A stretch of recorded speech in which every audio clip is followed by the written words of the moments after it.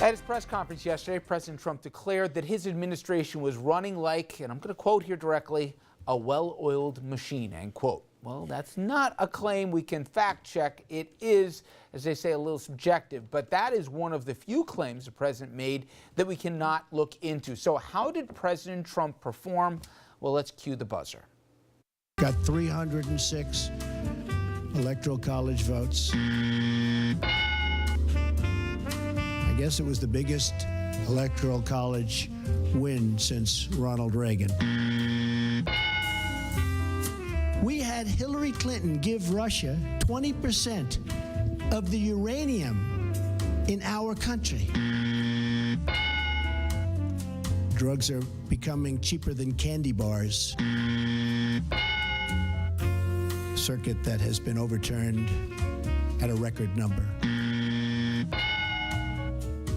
Construction of the Keystone Pipeline and Dakota Access Pipelines, thousands and thousands of jobs. You have a lower approval rate than Congress. I think that's right.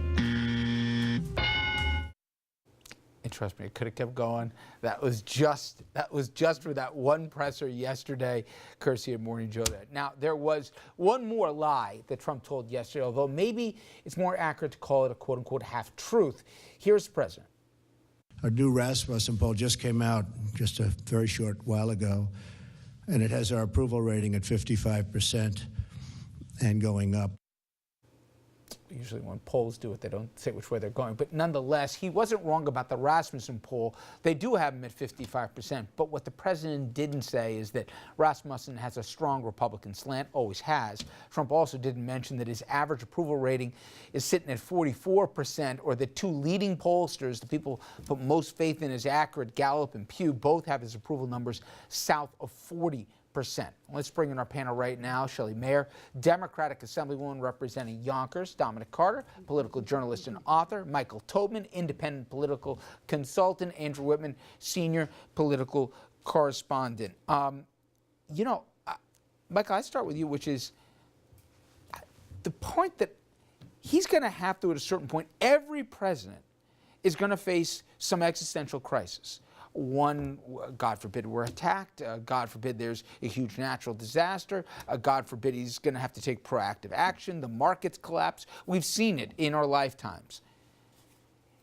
I don't know how much capital he has burned in terms of trust with the public, let alone Congress, that when he says it, you can trust him.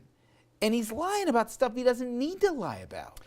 Your introduction and your question used more thought, preparation, diligence, and consideration than he puts into anything or will put into anything. There's no capacity for self-reflection, introspection, no context in terms of history or culture or what's come before him or his place. And the only machine that he's running that well-oiled or not is a Rube Goldberg machine. And even that is falling apart. Nothing's getting done. Nothing's happening in the federal government right now. And he doesn't seem to care. He's fighting battles he's already won, and nobody else is. Michael hit, for me, Shelley, the thing, why is he still arguing about the election? He won. Why is he still litigating things that are in the rearview mirror? Somehow he's harming himself with this. These mistakes are self-induced. I mean, sure, there's legitimate questions that are going to be hard for him to answer, namely Russia, etc. But he's bringing up and trying to settle old scores that A, he can't win, but B, he shouldn't be trying to fight. He did win. He Right. did win.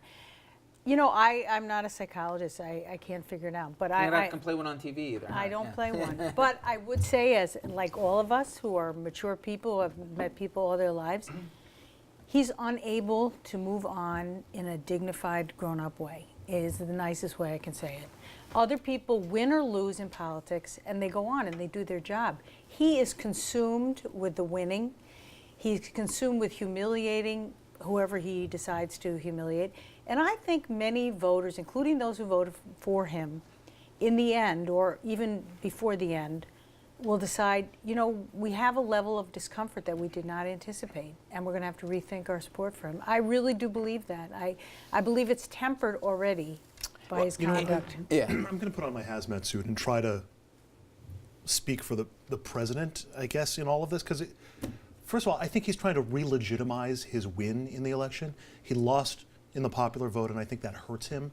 And there are questions in his mind, and I think that he And I sees in wanna a sensitive interrupt you, questions except that he's I not a ask you, Andrew, legitimate though, president. do you think he does this, A, at his own detriment, but B, he marginalizes his victory because he keeps reminding people he lost the popular vote. And people then say, no, you didn't get X number of electoral votes, and no, it wasn't the biggest.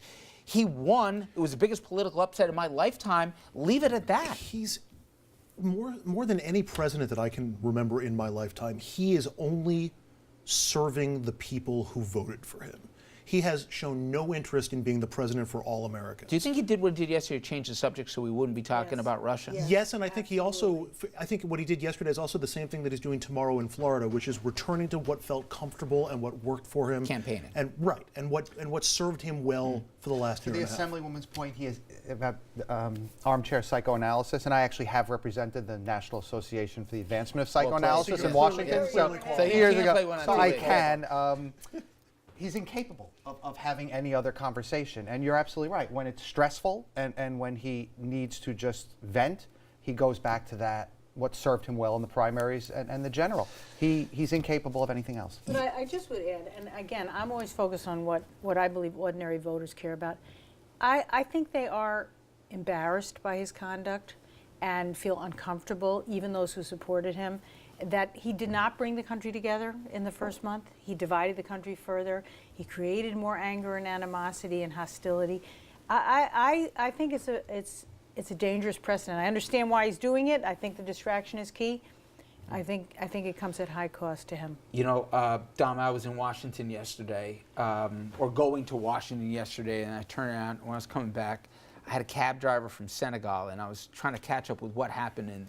And I said, well, what was in the press? And I'm trying to go through it. And he said, and I won't attempt to do the accent, but he said, basically, he figures we all know each other. I go, who's we? He goes, oh, black people. And he goes, yeah. And he asked the reporter, yeah, you're good friends with the Congressional Black Caucus. We just set it up. And she's trying to explain to him that wasn't her job. But it was so stunning. And when I repeated it to a few people, they said, oh, my God. But it was like the 10th craziest thing that was said yesterday. I've never seen a fire hose of the amount of stuff. So much gets lost. And with the Orthodox reporter. Right. Yes. Since you looked at Dominic He's with the least communities of color. anti-Semitic person, yes. It was just as offensive, if not more offensive, with the Orthodox reporter. Yeah. And then he kept... Told him to sit down. Right, he kept poking at the Orthodox reporter. You promised to ask me a nice question. You tricked me. So, Mr. President, let's make sure we got this right. So the sole purpose of why you called on this gentleman is because you thought he was going to ask you a nice question. Richard, the three experts you have here, besides yourself, are sugarcoating this. We're in trouble. We're in serious as a country with this man as the president of the United States. Today makes 3 weeks. 3 weeks. What, 3 weeks? What's going to happen at the end of year one? And all of this is a smokescreen because I am telling you, the stuff on Russia can lead to impeachment. And he's trying to get those headlines off of page one. So he was effective because everyone focused instead on how much of a clown he made of himself at his news conference. And yet, yeah, I mean, there's so much to digest. And again, people don't care how media people, but literally you can't put a show together in the morning and plan it out because of what could happen by the afternoon. So there's a lot to unpack here. When we come back, as President Trump talks about building here, connections here to the world here, we're going to be discussing that as well as also immigration, because building walls, keeping immigrants out, travel bans, preventing refugees from coming in. I had a fascinating perspective on this. I sat down with the newly installed Archbishop of Newark, and Carl Tobin had some pretty strong criticism of Washington. Stay with us.